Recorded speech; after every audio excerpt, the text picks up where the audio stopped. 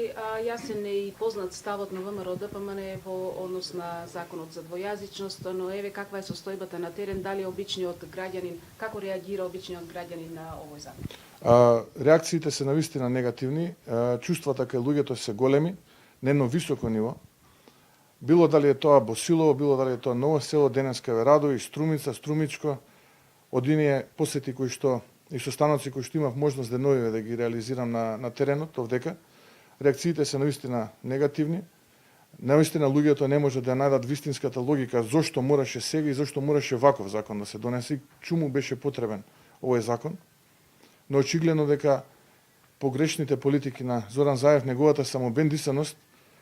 ги предизвикува овие чувства кај граѓаните.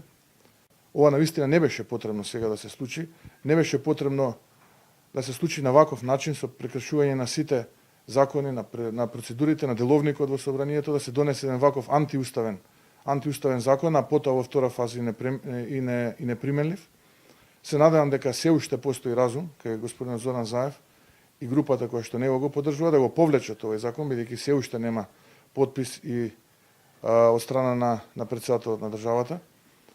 што според нас значи дека се уште не е применлив, односно не може да се смета дека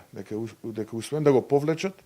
да го вратат на доработка, да формираме работни групи, тие работни групи да може да се посветат целосно на овој закон во неговиот квалитет, да го направат уставен, а понатаму во една нормална, редовна парламентарна процедура да донесеме законско решение кое што навистина ќе биде од корист на сите граѓани